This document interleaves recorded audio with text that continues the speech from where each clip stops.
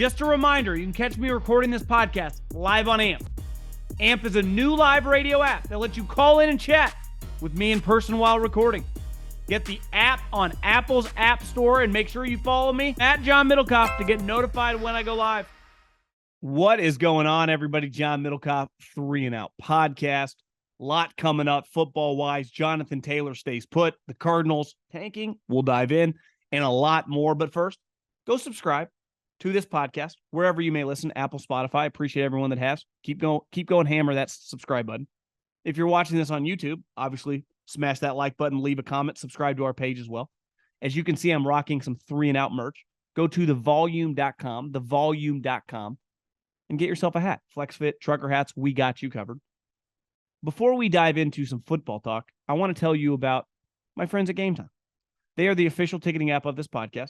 I need you to just go to your smartphone. Download the Gametime app. Do you want to go to a football game this fall? Hell, do you want to go this weekend? I got you covered. College games all over the country. If I lived in Florida and I was close to Orlando, I would be all over Florida State LSU.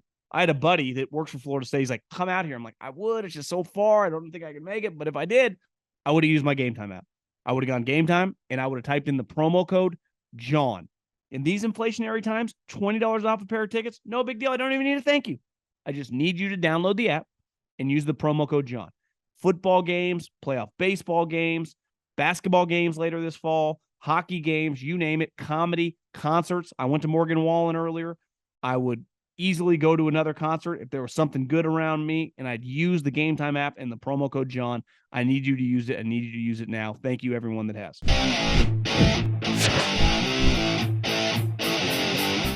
Let's dive into the Jonathan Taylor situation. He has officially been put on the PUP list, also known as physically unable to perform. I guess he's injured, the ankle injury, not ready to play, but they obviously did not trade him, right? They gave him a little deadline, said, find a trade. We have a certain value on you. We're not giving you away. And this is not Adam Silver's NBA. I grew up loving the NBA. Basketball, when I was a kid, was Michael Jordan. It was every bit as big as the NFL or Major League Baseball, which was enormous when I was in the early mid-90s. With Cal Ripken, the Yankees dynasty, to Barry Bonds. Like, baseball was massive. Clearly doesn't have the stranglehold it once has. But I loved the NBA up until really Adam Silver's reign. And I still like the Warriors, but I don't really like the way the business is run. I don't like that when I turn on the television that I don't know if the star players are not going to play or not. Not because they're injured, just because they don't really feel like it. They need a rest. Like, that's good for them, not great for me, the consumer, right? And never forget this. No different than you listening to this podcast. You are in control of all these businesses. The reason the NFL talks about ratings, because they need you to watch to make their money, right? Obviously, the deals are set and paid for, but if it wasn't for you constantly watching their games and more of you continuing to come and watch the games, they could not operate in which the level they do financially. No different in baseball, no different in basketball. Well, the basketball rest just turned me off. The other thing that I can't stand is, listen, I'm all for changing jobs. I'm all for needing a change of scenery. I'm cool with that. My entire life in sports, guys have been traded.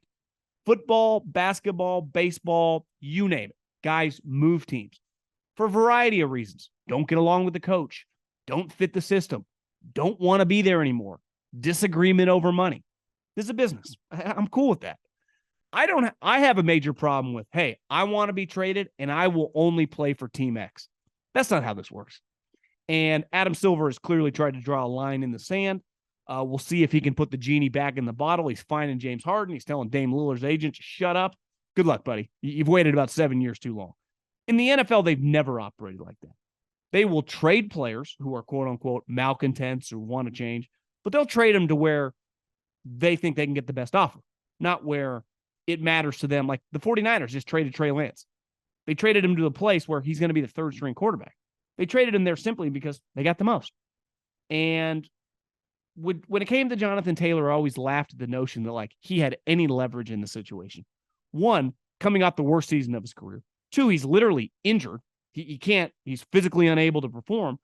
And three, he plays a position that we all agree is by far the easiest to replace. Every single team, you look around the league. I mean, how many teams, if you're a fan of, kept a running back that was a late round pick or an undrafted free agent? I would imagine if we went through, and I was going to break down all 53-man rosters player by player, but I thought that would take us a little too long, so I skipped that exercise. But I would imagine a large contingent of teams kept running backs over the last couple of years that they drafted in the 5th, 6th, 7th rounds or an undrafted free agent. Normal protocol, right? That's the way the league works. And those guys, if they don't play a lot early, will eventually get on the field. And half those guys will eventually be their starters within a year or two. And Jonathan Taylor, like, I love the guy at Wisconsin, was a huge fan of him in Indy. I just think this situation gets back to that phone call when all these guys were leading the charge. It was a bunch of rich guys who were under massive contracts, or guys that are currently franchised that were also going to be broken off. And the guy that caused the biggest stink is someone on a second-round deal who, if he just came in, played well, he controls his own destiny. They're either going to be forced to franchise him for 13 or 14 million, whatever the number is next year, or forced to let him walk, or forced to franchise and trade. They would have to make a legitimate decision. But he controls this. I would completely understand if Jonathan Taylor was like 27, 23 years old. So the Colts, who showed everybody, like, this is a National Football League. And if we don't want to trade you, we're not going to trade you. We're okay with making this a little weird. Football can be a little weird. Football can be a little uncomfortable. And I would say teams, coaches, and GMs are much more consistently okay with getting in the mud, with it getting a little ugly. Hell, they have a first-year quarterback who is a major raw product and a first-year head coach who, let's face it, hasn't really been some guy on the top of, all the hiring future charts for the last 8 years. Like, he's a name that's really come in vogue around the league over the last 12 months. So they got two guys who are now swimming in the deep end, and they're like, yeah, whatever, we'll just deal with it. We're okay with it. The owner's talking shit. The GM didn't flinch. This is the NFL. And it's why it's past all these other leagues. It's the most fan-friendly. Because in some of these other sports, and in baseball forever, a lot of times the quote-unquote lower budget teams or the teams that don't have the money would always have to trade star players because they couldn't sign them. Think how shitty that is for the fans. In basketball, like, the moment a star player is like, I want out, they have just forced themselves out in recent memory. That sucks. In football, it's like, yeah, well, we're going to figure this out. You can be bad. We're cool with it. Hell, Andy Reid has a guy who was the second best defensive player in the league last year, a guy who's been on the team forever, who's clearly one of the better players in the NFL. And they're just like, yeah, we'll figure it out. Trey moves on. We're just, hopefully he calls us. Like, he's just cool with being uncomfortable. And I think that's why the NFL resonates with all of us, because that's how we're treated in our normal jobs. The overwhelming majority of us, even the talented ones, even the revenue producers, I don't care what your position is at the company, don't just get to force your way around. It's like, well, Middlekauff, you can't compare normal people jobs to the NFL. True, but those normal people are the people that watch the NFL. And I think it is still the job that is based on meritocracy. You can get replaced if you don't produce, if you're hurt, and listen, it's no one's fault when people get injured, but next man up, we keep moving on. It's like that in life. And it's why football, for so many reasons, just resonates with people. Jonathan Taylor, who I've always been a fan of, this year's a little weird and caused a stink. And they said, whatever, see you at practice. See you in the trading room. Good luck. Have fun. And man, I give the Colts credit, because what, you're just going to give you away because you're unhappy? That would be a terrible deal for us. You got to get healthy and see if we can figure something out. If not, it does behoove you to come back and play well. That is in your best interest to dominate again. One, it increases your value around the league, whether we agree to trade you. Two, if you end up hitting free agency, or if we franchise you, maybe we'd still be open to trading you, right? Depending on how our team looks. So I think from Jonathan Taylor's standpoint, he's got to get healthy, come back and play as well as he can. But this notion was that he has to get paid. Like, bro, you've been in the league 3 years. Like, you still got another year. You played running back, and one of those years was really shitty. Let's not act like you're Nick Bosa here or Lane Johnson or some player that's not really replaceable. play running back. Like I think I'm pretty confident if I'm Chris Ballard, like I can find another one of you this upcoming year in the third round. Right? I found you in the second. It's not like I drafted you second overall. So this situation is over for now. I think this is how consistently it happens in the NFL. I remember last year, Deebo Samuel out of nowhere was like, I want to be traded. And then I was like, yeah, we're not trading him. We're not interested at all. The Jets are like, we'll give you pick 10. They're like, no, we're cool. We're good. We'll figure it out. We'll deal with them. We'll handle it. We're okay with being a little uncomfortable. We're okay with having some uncomfortable conversations. Most of us have uncomfortable conversations all the time. And I think that's one thing. Listen, harken back to the NBA. Like the moment all these guys over the last 7-8 years have demanded to be traded and tell exactly where they want to go, like that's not good for your league. And it clearly hasn't been. And they've tried to rein it back in. The NFL's never had to rein it back in because they don't roll like that. And that benefits us, the fans, because why would I just give this guy away for no reason? Because he just doesn't want to be here. And they clearly did not. The Cardinals. I think the media can be really disingenuous sometimes. They obviously have agendas. I think they get very uncomfortable, especially the writers. Like when talk about clicks, well, that's the business you're in. If you're a writer, you need clicks. And I don't blame you. Like you're in the business. Like this is not a charity. Like you need people to read you to generate money. The Athletic's literally subscription based. Peter King just wrote the reason they signed Diana Rossini away from ESPN is because they thought that she can drive them subscriptions. That's a good model. I wrote for The Athletic for a couple of years. And listen, we in the Bay Area, Tim Kawakami, Ethan Strauss, the Warriors, the Niners, we're driving a lot of subscriptions. Very successful area for subscription. But that's what it was all based on, not how great the article was. And just because you wrote a great article doesn't mean people were going to subscribe. If you wrote an article to get people subscribed, people were really happy. That's the business you're in. And I think everyone's in agreement universally. If you talk about the NFL, if you're a fan of the NFL, we all agree the Cardinals were going to suck. They sucked last year when they had some players. Now, a lot of those players are either injured or traded away. We know they're going to be worse. And I heard over and over today, I did a call-in radio show to Fox, and I was asked this. If I thought that it was a slap in everyone's face that the Cardinals are already waving the white flag on the season because they cut Peyton Manning. Actually, his name was Colt McCoy. I looked it up today. Colt McCoy will be 37 in September. He has started, let me repeat this. He has started 11 games since 2015. Pretty sure we're about 4 months away from 2024. So since 2015, the guy has started 11 football games. Now, one of those football games, I remember watching vividly. He played the Niners a couple years ago and lit him up. He looked like Dan Marino. But for the most part, it has been consistently ugly. I'm a Colt McCoy fan as a human being. Loved him at Texas. But this notion that them cutting Colt McCoy is some indictment that they don't give a shit about football. Like they just cut Carson Palmer or Kurt Warner off a Super Bowl.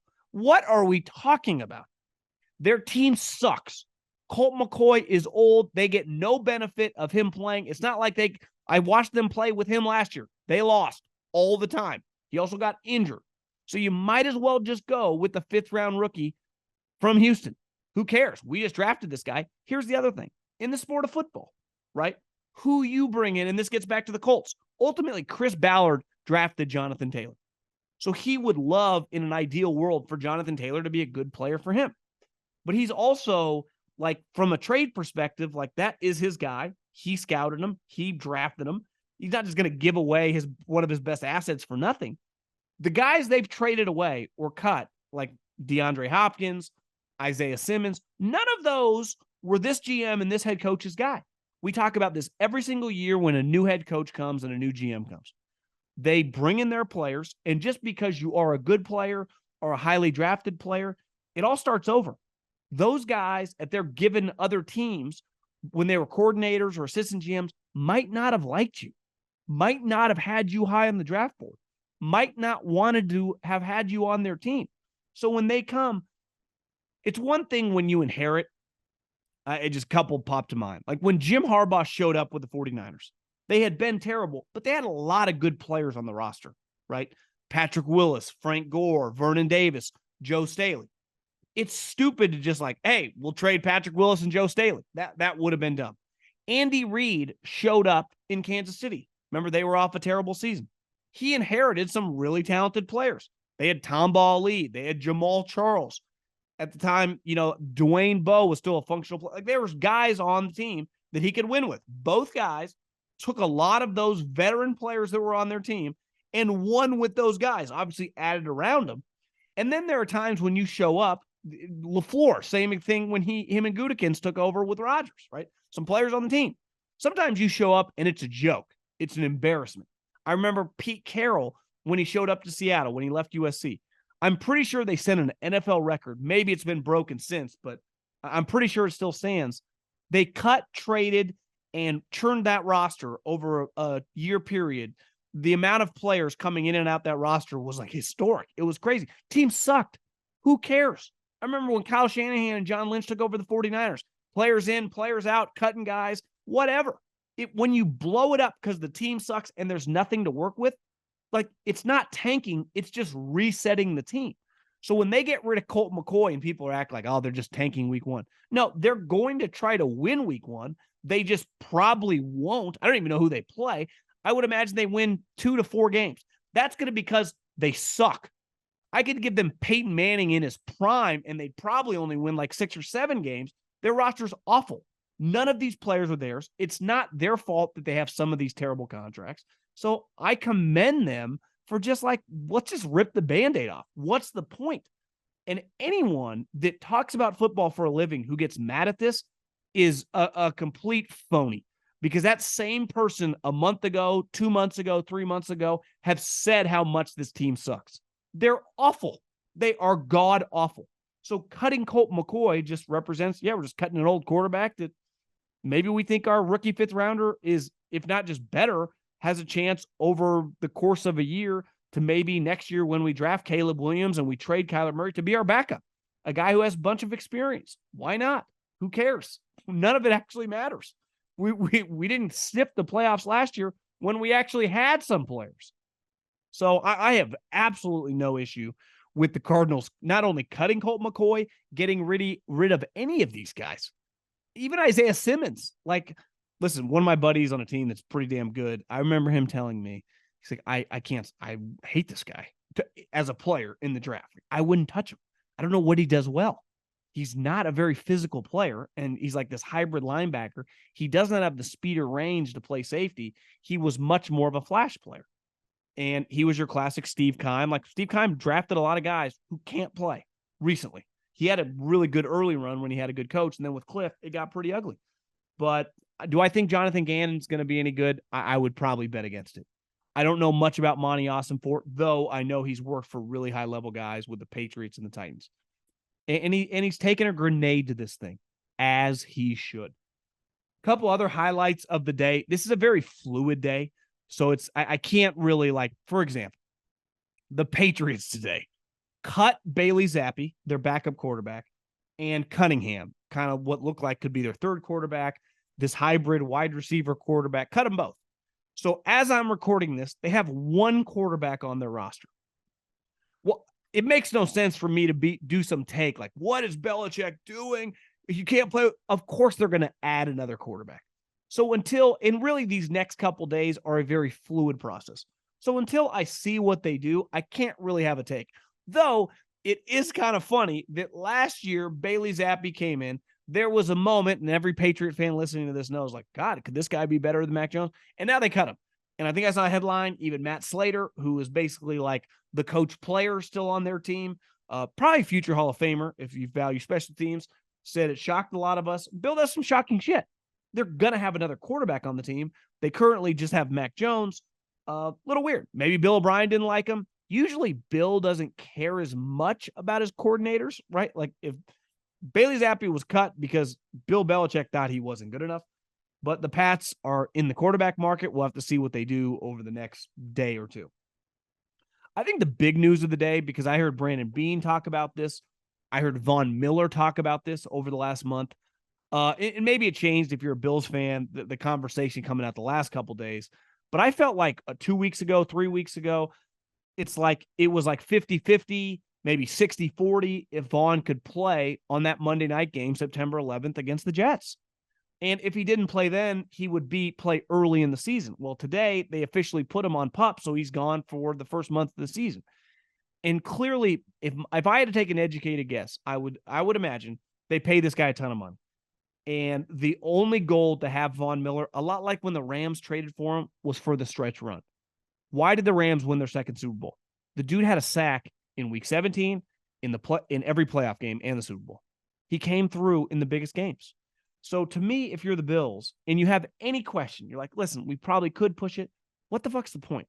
We signed you to win big games, the most important games in November, in December, and obviously January.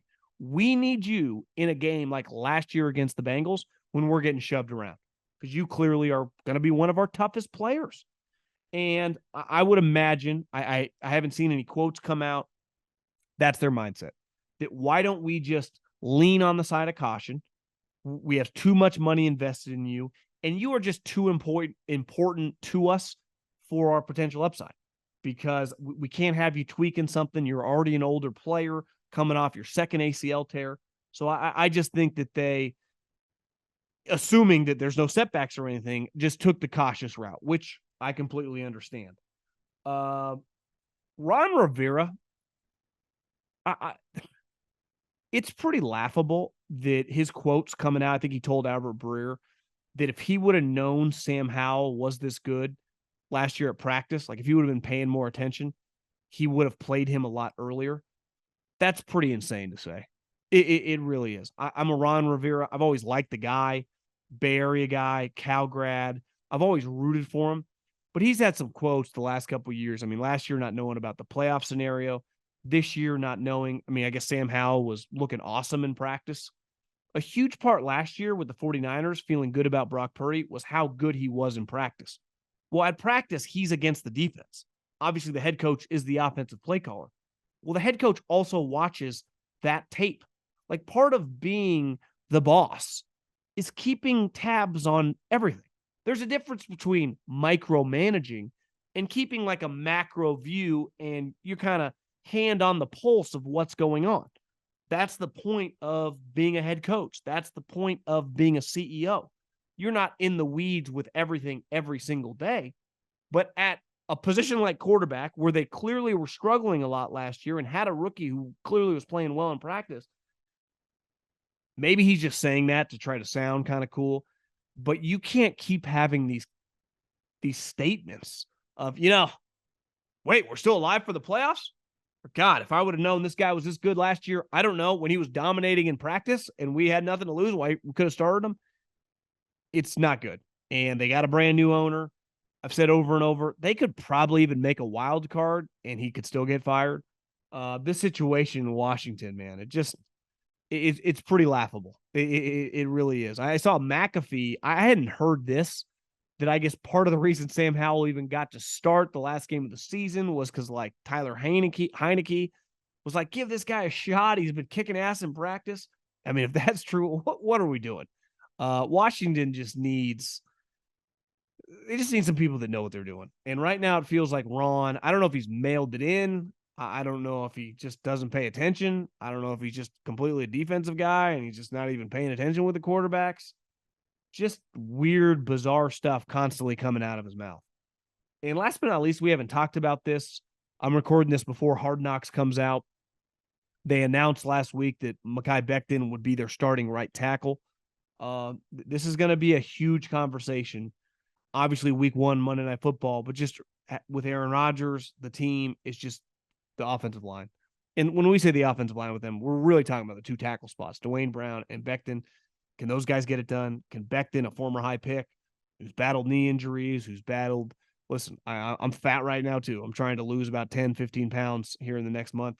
I'd be lying if I said I can't relate to people that struggle with some weight issues. Got a sweet tooth, like to booze a little. But this is a guy that clearly has just been a disaster. This is the equivalent of the 49ers swinging for Trey Lance. They took a huge swing for all this upside. Sometimes you're just not good enough. Now, at tackle, clearly he has the physical measurables, but can he block anyone? In week 1, we know he doesn't have to deal with Von Miller. but the Bills have other dudes. I mean, and with Mekhi Becton, it's not like, can he handle TJ Watt? Can he handle the Bosa brothers? No, it's like, can you just block just normal players? Can you be a functional starter? No one's looking for you to be Lane Johnson this year. Can you just be a functional starter? And I think that's a major, major question mark with the Jets that I'm fascinated to watch. A little bit on just this process before we get out of here, because for 2 years when I worked in the building with the Eagles, I was a pro scout. And the way we did it, I always thought this time of year was easily the hardest. I remember I slept in the office both years when I worked there during this time. So many players, and the rosters were even smaller then. They were only 80. Now they're 90. They've increased the 90, and the practice squads are obviously more now. They used to be like 8 when I was in the league. Now they're 16. Maybe they were 10. So it's dramatically increased. So it means even more work. And the way we did it, and a lot of teams do it, is they take your pro scouts, usually have a GM, a pro director, several pro scouts. Some use their college scouts too, some do not. And you basically just split up the teams. So your pro director gets 8, 10 teams. Each of your scouts and maybe an intern kind of split up the other 20. And you write up all the late round draft picks, the undrafted free agents, and then just younger players, guys that have been on practice squad, and you give them grades throughout the preseason. So every single week when, the games are happening, preseason game 1, preseason game 2, you're just flying through tape, banging out guy after guy, right tackle, right guard, wide receiver, quarterback, all these positions. And you're just giving these guys grades, and guys that you think are worthy that would be an upgrade on your roster. So if you're a team like the Patriots and you go, listen, this team's going to cut a couple, we got 3 or 4 quarterbacks that we think are better than Bailey Zappi, and then they get cut. Maybe you're like, fuck it, cut Bailey Zappi and we'll claim that guy. Now, if you claim a player who has been cut and a player with under 4 years of service time, they have to go through waivers. And the way the waivers set up, at least I think it's through 4 weeks, but obviously right now, is based on the previous year's draft order. So just because the Bears traded to the Panthers doesn't mean the Panthers have the number 1 spot. The Bears do. So it goes the Bears, the Texans. I can't even think of the draft order off the top of my head, but whatever the draft order was, 3, 4, 5, it stays like that for the first several weeks and obviously over tomorrow. But if I claim a player and I am awarded that player, because if I'm like, pick a team like the Lions or the Steelers, and I want to claim a linebacker from, let's just pick a team, the Vikings, and I put a claim in on them, that player has to make, if I drafted, 17th or 19th or 15th, has to pass all those teams ahead of me. And if they don't put a claim in, I'm awarded that player. And if I'm awarded that player, that means someone that made my team today. So when you see whoever your squad is, the 53-man roster, I then have to cut a guy off that initial 53-man roster to put the guy I claimed on the roster. So just because you made the team today does not mean you're going to make the team tomorrow or the next day, because there are going to be a ton of guys claimed all over the NFL. And when those players are and awarded to the team because they were the highest team in the claim order that got the guy, they have to remove a guy on their roster to keep him. And you can't just like unclaim him. He's yours.